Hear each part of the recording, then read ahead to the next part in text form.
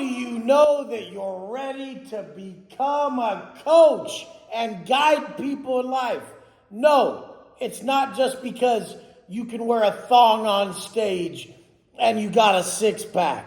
Because guess what? Over here, the main thing we're helping people with is their daily habits.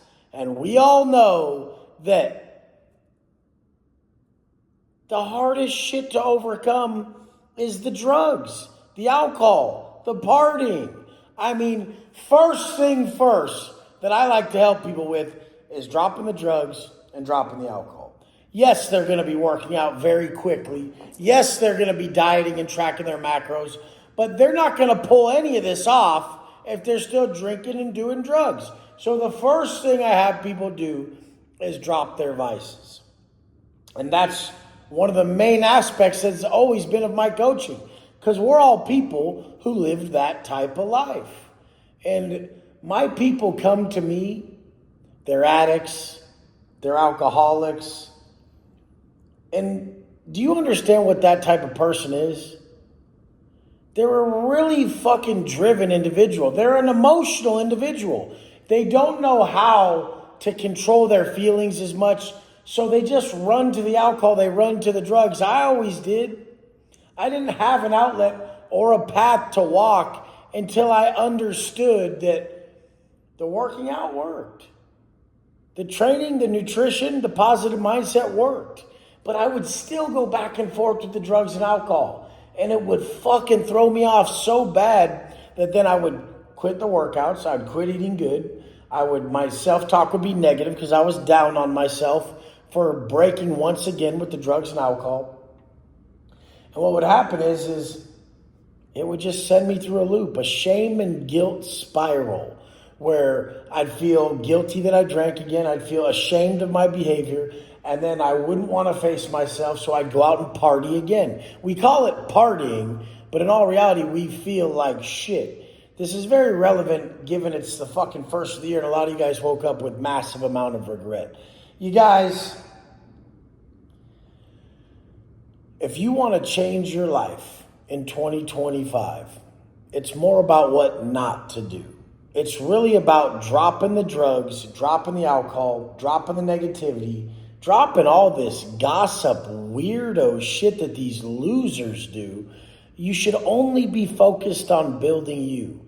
You shouldn't be focused even on my life or the ins and outs of my relationship or anything like that. You should just be focused on the daily habits and the way I articulate stuff. If it helps for you and can guide you with your self-talk, say you're about to grab the cupboard and you're going to grab a drink and you're like, fuck, I'm not a fucking bitch. Bitches drink, because then you can remember that I said that and you're about to grab the drink. You're like, fuck that. I'm not going to be a bitch again. This is the way my belief systems can transfer into helping you with your self-talk.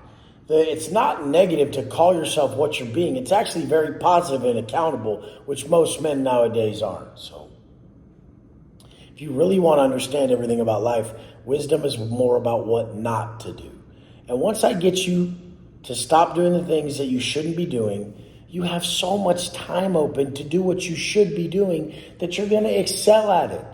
My alcoholics, my drug addicts, they're the most fucking committed people on earth.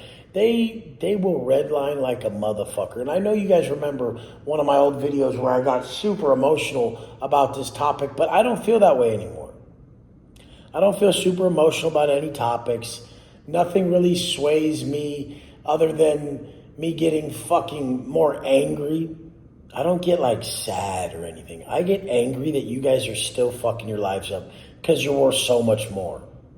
I'm calling you guys to elevate. I'm calling you up. I'm not calling you out. I want you guys to know how powerful you will be when you do make the change. And that's even people who hate. When they turn all that energy that they're putting into hating on people into positive energy and helping people, they're going to be killing it. I don't give a fuck if they are assisting people at playing their fucking video games or putting together you guys' model train collections or whatever all you fucking nerds do. I've seen some of your rooms. It's kind of pathetic, but if that's what you like, that's what you like. It's all good. Not everyone can be a big tatted stud that every chick wants to fuck. I mean, not everyone can be that. Like, some of you guys have to have action figure collections that you'll never look like, and you'll look the opposite of. And some of you guys have to play video games and live in a video game fantasy world. And some of you guys have to watch studs like me online and get really involved in my life to where it pisses you off. You got to wish negatively upon me because you think that, praying on my downfall makes you religious, but it makes you just a bunch of bitches.